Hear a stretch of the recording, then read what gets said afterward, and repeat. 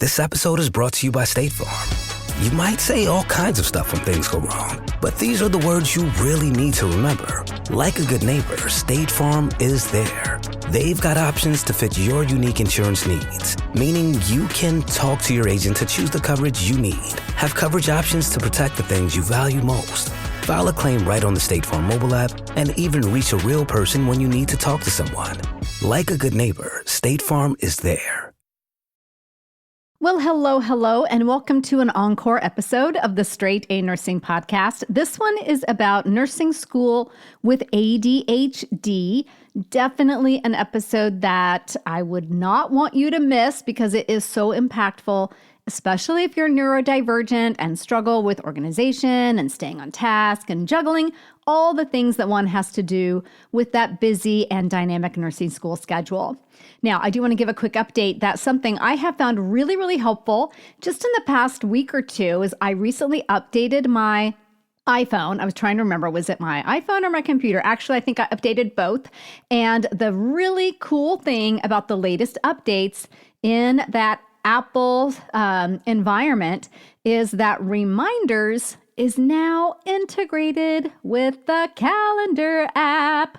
So now you can just go to one place to look at your schedule as well as your reminders. And this has been fantastic for me. I never really used the Reminders app because I just don't like going to do different places. So what I would do is I would make events in my calendar that were actually reminders, which was just a little bit weird. But now your reminders are your reminders and your events are your events. And here's what I do that I think is so cool. I use the voice activated Siri on my iPhone and I say, "Hey Siri," and she'll say, "Mm-hmm." And I'll say, "Set a reminder for me to order Oliver's cat food today at 2 p.m. And she puts that in there for me automatically. I don't even have to type anything. I hate typing on my phone. I don't know, I have fat fingers or something, and I'm always making typos and it drives me crazy. This way, I don't even have to do that. It's so efficient and fast. So if you have trouble remembering to do things like I do, and you use Apple products and you haven't yet updated, or you have, but you haven't yet explored all this cool new functionality with calendar and reminders, please go check that out. It'll be worth your time. All right, let's hop into this encore episode.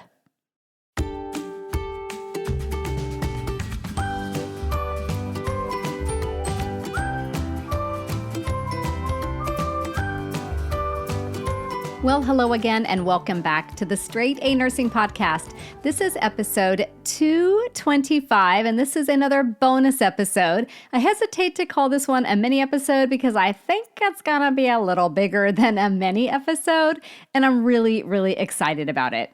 Now, before we get started, I do want to take a moment for a quick listener shout out to someone who goes by the initials SC, and she says, or he says, "You're the best, Nurse Mo. I graduated nursing school last week, and I'm sure I would have not made it through without your boot camp. Because of you, I learned how to organize my life better in nursing school, which made all the difference in staying on top of schoolwork. Your boot camp also taught me how to do dosage calculations with confidence. I aced every dosage calc test with zero anxiety. You are a godsend." Thank you so much for taking the time to submit that review of boot camp. I'm so thrilled that it helped you, that you felt confident and no anxiety in those high stakes dosage calculations exams. So what this person is referring to is my Crucial Concepts Bootcamp, which is on sale right now. I will put the link to that in the episode notes, and it does include a whole module on doing dosage calculations. Okay, so today's topic is going to nursing school with ADHD. So I did a survey and a bunch of research about ADHD. I talked to the people in my Facebook group and read some scholarly peer-reviewed articles and learned a lot. And I wanted to share that with you here today because this is a very, very common condition that many students have to deal with in nursing school. So I want to thank everyone who participated in the Facebook group, who shared their knowledge, their insight, their experience. I learned so much from you, and I'm so thankful. So the first and most overarching thing that students shared as they're going through nursing school with ADHD is this very critical need to be really, really organized. Using a planner was mentioned over and over and over again. Now, the type of planner doesn't really seem to matter. People used all different types. As long as the format of the planner resonates with you and it's one that you use regularly, as in daily.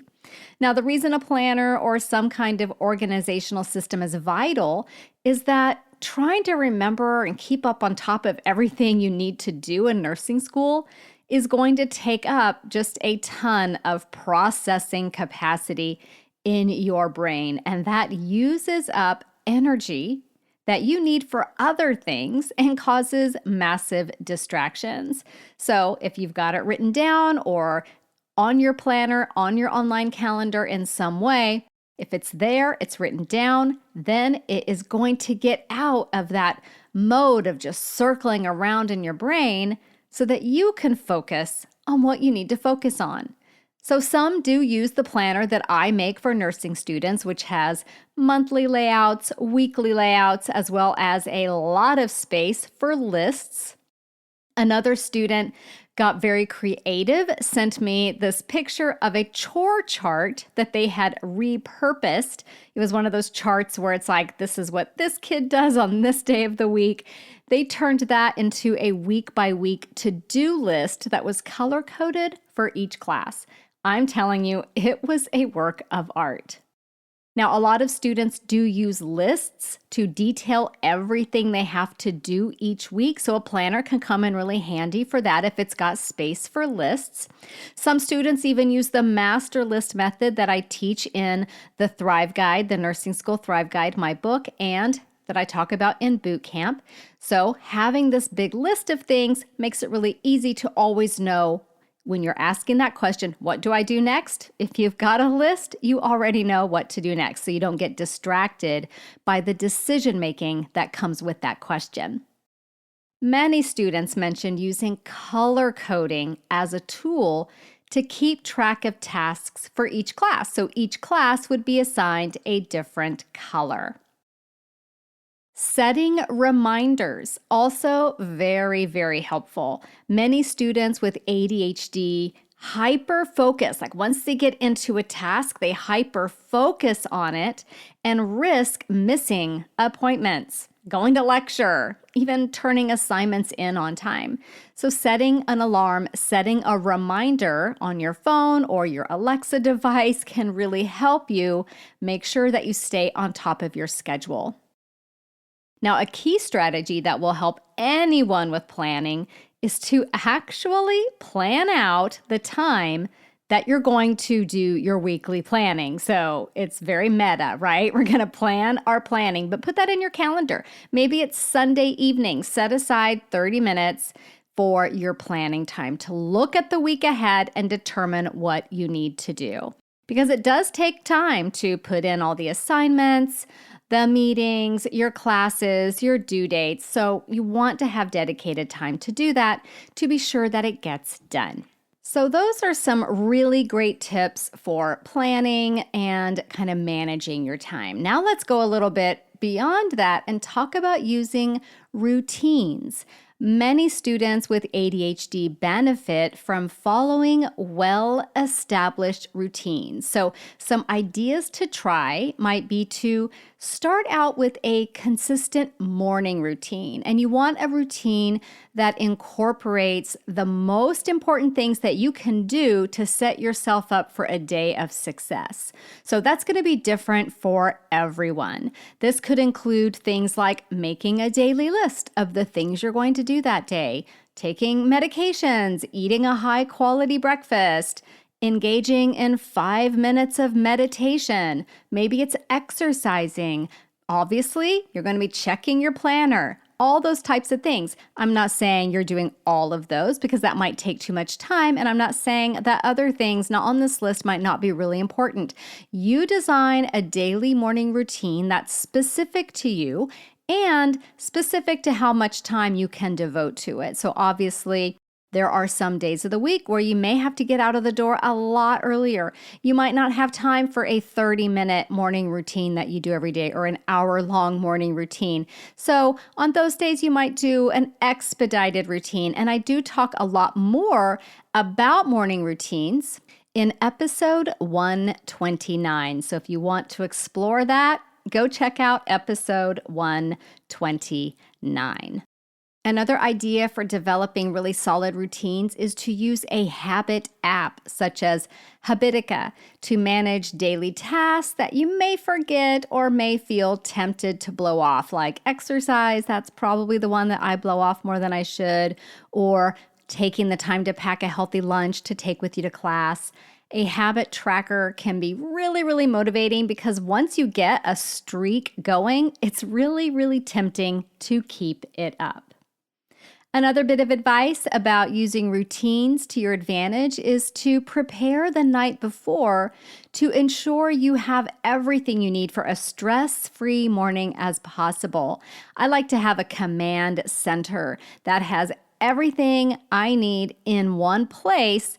Right as you go out the door, you've got your command center. This has got your keys, your lunch bag, your backpack, water bottle, clinical supplies, snack, whatever it is that you need to have a successful day. You can also use alarms to make sure that you follow the same routine every morning. And I'm not just talking about wake-up alarm, though that is helpful, but then another alarm that says it's time to get in the shower. Another alarm that says it's time to be making your breakfast. It's time to be heading out the door. This is a great way to make sure your mornings stay on track if you're prone to getting distracted. One student had a really great idea that I absolutely loved. They said that they have a playlist that signifies when it's time to do certain activities. For example, taking a shower and getting hair done and dressed is one particular group of songs, and then breakfast and putting their lunch together for the day is another group of songs, and then there's another song for getting everything gathered to get out the door. I love that idea. I think music is a great way to start the day. It really boosts your mood. So I'd love to hear if you try that and how it works for you. So another area that students with ADHD can really benefit from focusing on is boosting productivity. A fantastic method that many students with ADHD utilize is the Pomodoro technique. So this technique involves identifying a specific task or a specific goal, something that you're working on, and working on it for 25 minutes followed by a 5-minute break. So this cycle repeats 4 times, and then you take a longer break of 15 to 30 minutes. So you can use an app for this. There's one called Focus Keeper that I believe is for Apple, and I know there are Pomodoro apps out there beyond that one. There's some for Android. A lot of them are free, and they make it really easy to apply the Pomodoro technique to your productivity sessions. What I really like about the Focus Keeper app is that you can customize the time interval. So maybe that 25-minute focus session with a 5-minute break doesn't quite work for you. You could shorten that to a 20-minute focus session with a 3-minute break. You can make it work for you so that it really is something that you can use to boost your productivity. And another student suggested that if you have a task to finish, turn it into a game. They said that they like to set little goals, little contests with themselves, like folding the laundry before it completely cools from the dryer, or writing a discussion board post while they're waiting for that Pomodoro timer to ding. I personally like to see if I can unload the dishwasher while I'm reheating my coffee in the microwave. So sometimes a little competition with yourself is a good thing. Another great tip for boosting productivity is that if you can start an assignment or a project early, then go for it. This is going to leave you space to take breaks when they come up. Sometimes you need a break that you didn't anticipate needing. And it's really nice to have that little bit of cushion in your schedule for the unexpected. It could also be beneficial for you to determine what time of day you're most productive and use that time to tackle bigger projects or more difficult concepts. So another really big area for students with ADHD is enhancing focus and minimizing distractions. So I got a lot of tips for you in this area. So background noise is the name of the game for a lot of students. Students report using instrumental music, something with no vocals, and even just white noise machines to help them stay engaged and focused on the task at hand. When studying, a great tip, great practice is to put your phone in airplane mode, put it in another room even. For some students, it's just too much of a distraction even to have it within reach. You can also use apps that force you to stay focused on the task at hand, like Freedom, Forest. I think there's one called Self-Control, so that you are just not even able to use distracting websites or apps during a dedicated work session. So I looked at the Forest app, and it's really interesting because it gamifies the experience. So when you start your focus session, it plants a little tree, and as the time goes by, that tree grows. And that can be really motivating for people who respond to that kind of positive feedback. And then if you abandon your focus session, your tree dies. So there's negative feedback as well. So you can check that out at forestapp.cc. If you're using a tablet for school, really good practice to just take social media and other distracting apps off of it, or use some kind of focus app during your work sessions. Here's a tip that I can get behind for absolutely anyone. Don't leave your email application open all the time. This is a huge distraction. You hear that incoming mail ping or whatever it is. It's really just kind of automatic to go, oh, I gotta go check my mail. That is really, really distracting. That causes you to do task switching, and task switching is highly, highly inefficient. So I like to make a rule that I only check email at set times of day, and only when I can actually devote a little bit of time to managing whatever the email is sending my way. That way your email doesn't pile up, because if it's piling up, guess what? That's a whole bunch of potential distractions just waiting to rear their ugly heads. Using reminder alarms is great. I love to set it and forget it. So what I mean by this is, knowing your alarm is going to go off when it's time to leave and pick up the kids or go do something else means your brain has less stuff kind of swirling around in it, making it easier to focus on the task at hand. So if I'm working on a project and I've got an appointment, like this just happened today. I had an appointment at 3 p.m. I was interviewing someone for the podcast. But at the same time, I was also working on a really in-depth project. I was writing a podcast episode about NCLEX success strategies. So as I'm doing that, I'm so into my project that I knew there was a really big risk I was going to forget that 3 o'clock appointment. And to be honest, I had already missed an appointment with this person, and I didn't want to do that again. So setting a reminder alarm. Hey, Alexa, remind me at 2:45 p.m. to go to my meeting. And that way I didn't have to keep thinking, oh, what time is it? Is it time for my meeting? I didn't have to keep checking the clock. I set it and I forget it. And that just freed my brain up to do the work that it needed to do. When it comes to grocery shopping and meal planning, I've got a little bit of a problem. I am terrible at meal planning. Instead, I get inspired by recipes I see online, spend a ton of money, and struggle through overly complicated meal prep. But all that's about to change thanks to Hungryroot. Hungryroot is like having your own personal shopper and nutritionist. I just told them about my goals and preferences, and they filled my cart with personalized recommendations. And here's the part I love the most. All of Hungryroot's recipes can be made in just 15 minutes or less. I'm super excited about my upcoming delivery.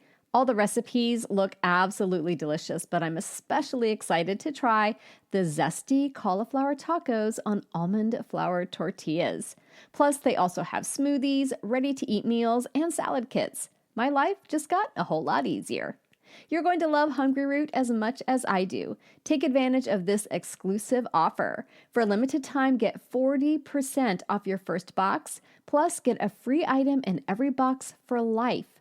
Go to hungryroot.com/nursemo and use code nursemo. That's hungryroot.com/nursemo, code nursemo to get 40% off your first box and a free item of your choice for life. hungryroot.com/nursemo, code nursemo. Another tip for enhancing focus and minimizing distractions is to slow down when taking tests and read things aloud if you can. This greatly minimizes the risk that you'll skip over potentially important words or phrases. Now, many students with ADHD lose their place while reading or get distracted by other text, other images on the page.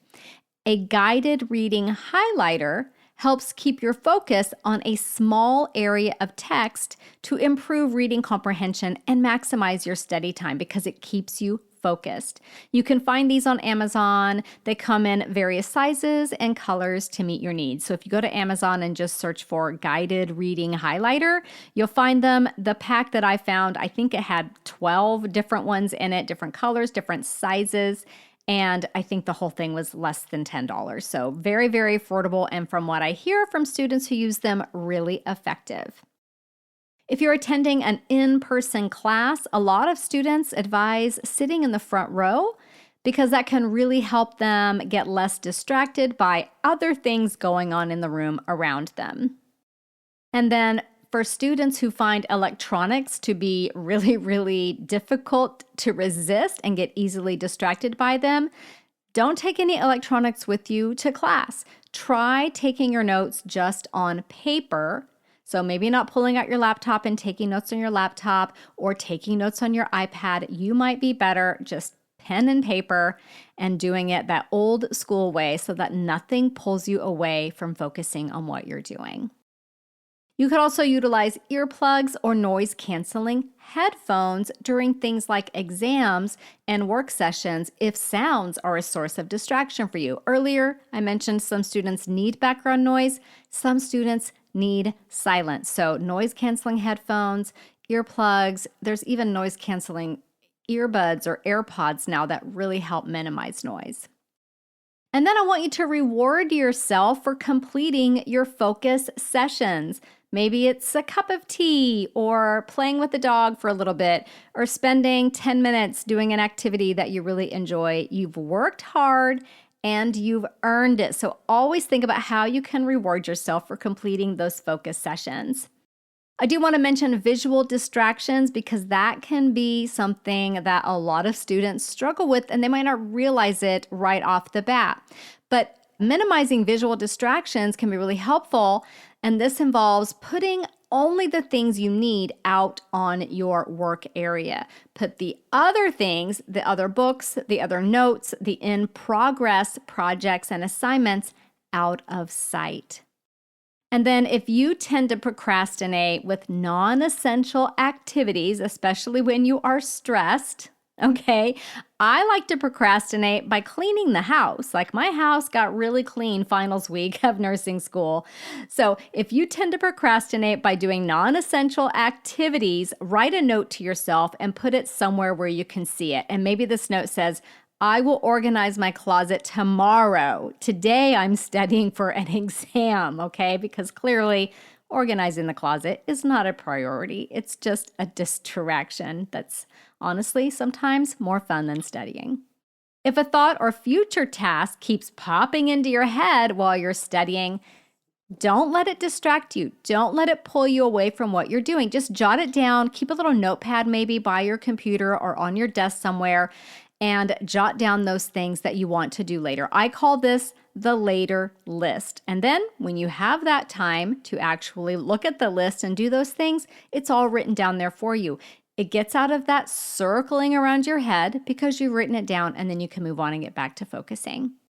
And then focusing during exams is especially important. Many students with ADHD read through the exam questions too quickly, especially when the exams are timed, which they often are.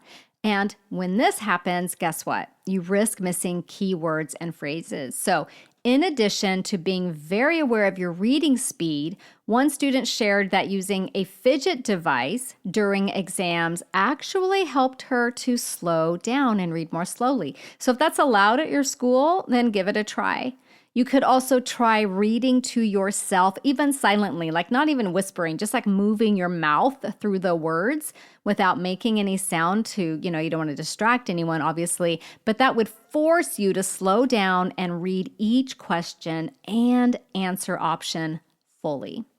Okay, so that was a lot of tips on enhancing focus and minimizing distractions. Let's talk a little bit about creating an ADHD-friendly study space.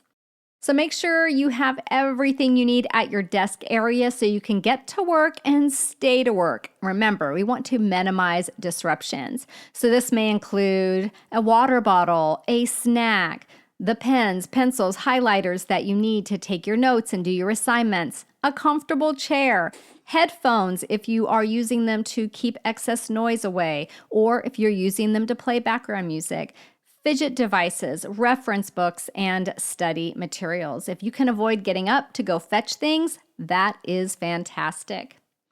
Another ADHD-friendly study space idea is to get a computer riser so you can sit and then you can stand, and then you can sit, then you can stand. Sit, stand, sit, stand. That can be really helpful for someone who needs to break things up and needs to get a little bit more physical as they're studying and doing homework. A great tip is to use a bookcase cabinet that has doors versus open shelving so that you can put things away when you're not using them. Remember, out of sight, out of mind, less distractions. It's also a great idea to designate a study-only area in your home. This sends a very important message to your brain that when you are in this space, it is time to work. And then some students do benefit from alternate forms of seating and switch from desk to a table, to the couch, to a lap desk. That might work for you. So if that works for you, experiment and do what helps. You also want to maximize your learning style. So studying effectively means maximizing your learning style as much as you can, but this does not mean that it's the only one you will use. You will have to use all learning styles in nursing school, but use the one you resonate with the most as much as you possibly can. Utilize interactive learning can help you stay engaged as well. A great resource for this is through the online access codes that come with your textbooks. These often include many interactive activities like matching exercises, drag and drop exercises, fill in the blanks. These are things that can help a student with ADHD stay engaged while learning and studying. Another great tip is to write your notes in different colored pens or pencils. For visual and creative learners, this can trick your brain into thinking it's art and not just a bunch of meaningless words. And use highlighting in a consistent way. Assign each type of information to a specific color. So, for example, drugs might be in blue, lab values might be in green, side effects might be in orange, nursing interventions might be in purple. See what I mean? Assign each type of information a specific color.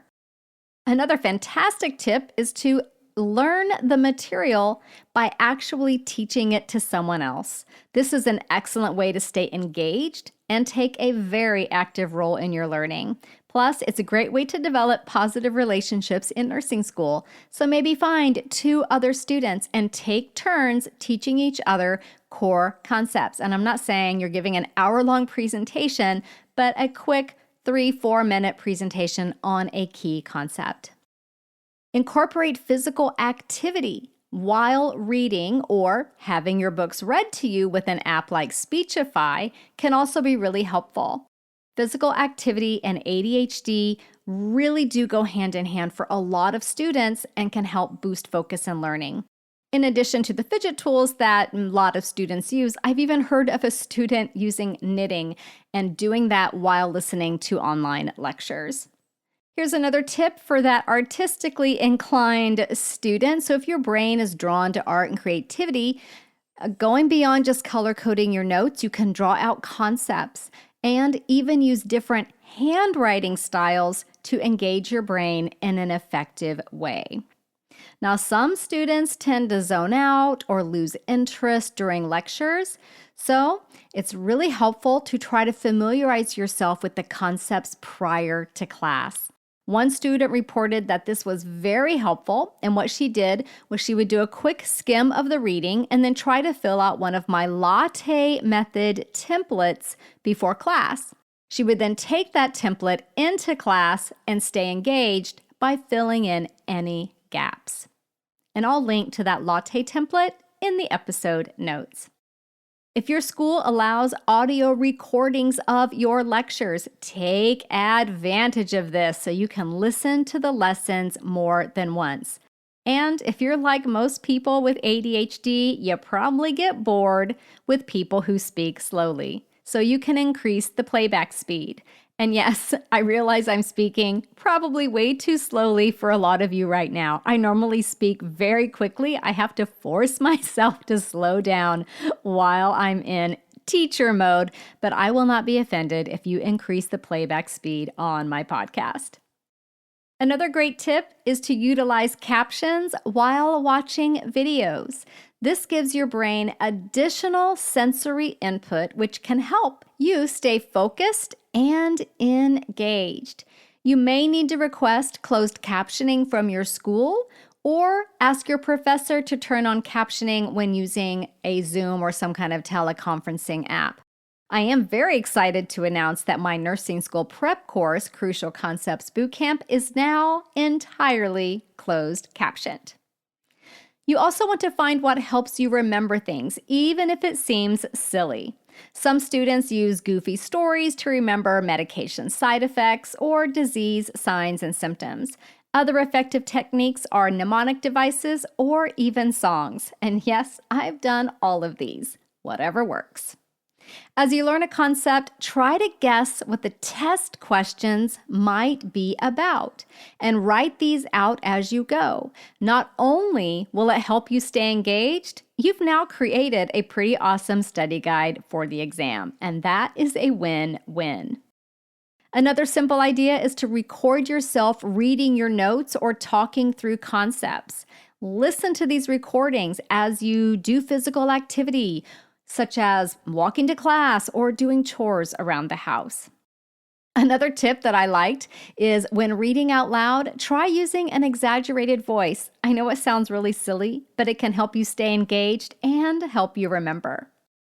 Some students learn optimally by having material read to them. So if you're utilizing electronic books, check to see if they have a read aloud option. Speechify, that I mentioned earlier, is an app that reads digital material out loud.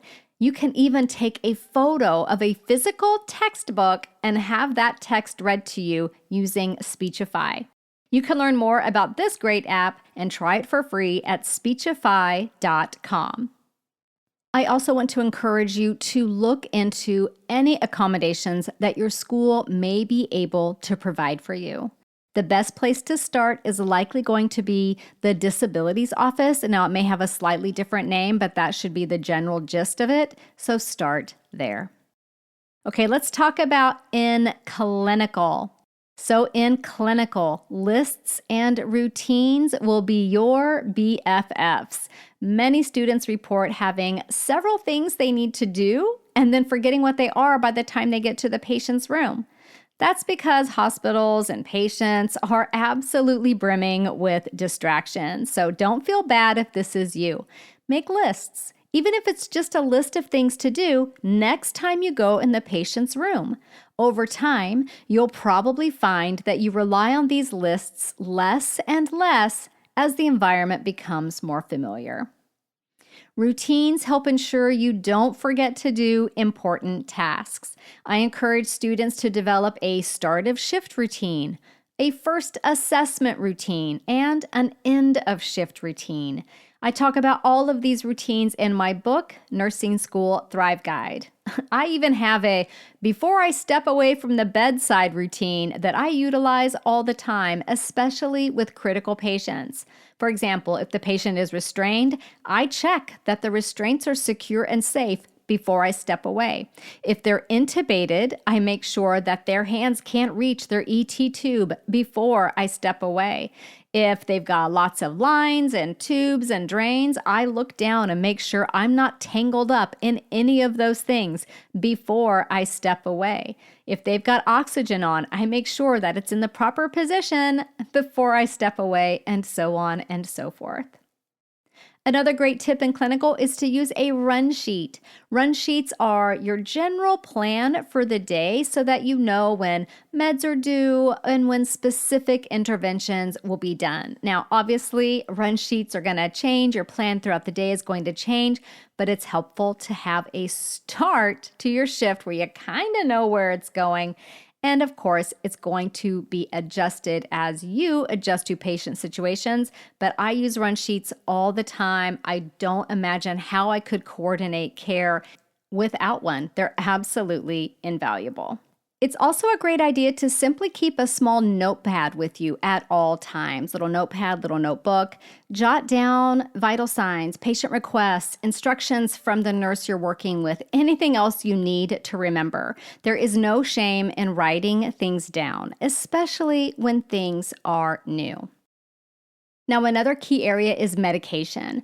All I can say to this is that this is not the time to experiment with your physician's direct guidance on your medication regimen.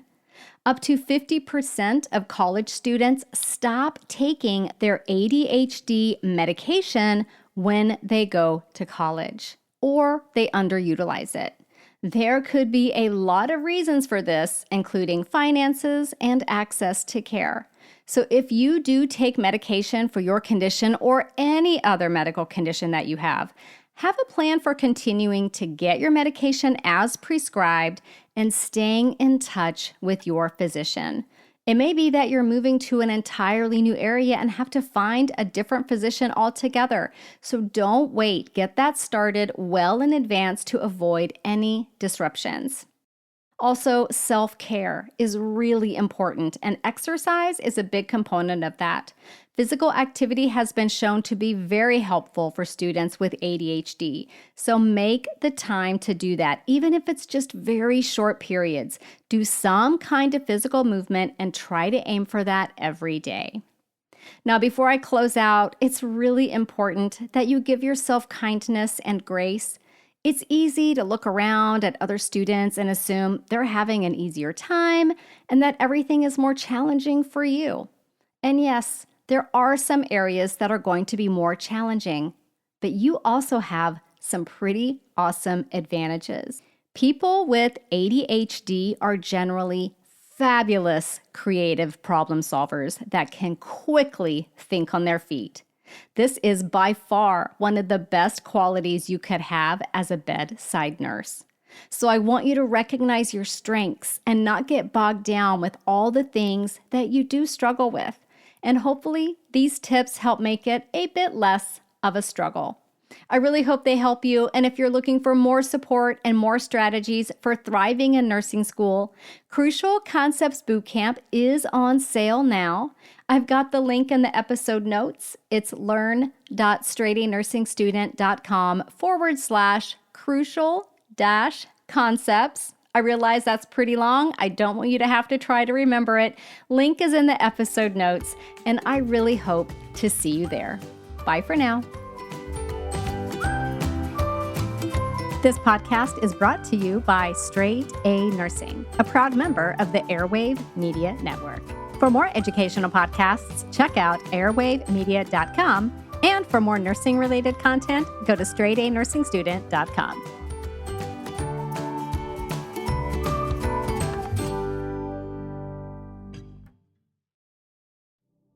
Do you find it hard to sleep at night? Then the Sleep Cove podcast can help you. Hi, I'm Christopher Fitton, the voice and clinical hypnotherapist behind Sleep Cove. Sleep Cove features sleep hypnosis, meditations, and bedtime stories, all designed to help those of you who struggle at night to achieve a restful and peaceful night's sleep. Search for Sleep Cove on Apple Podcasts or Spotify and see why Sleep Cove helps millions of people sleep deeply all night long.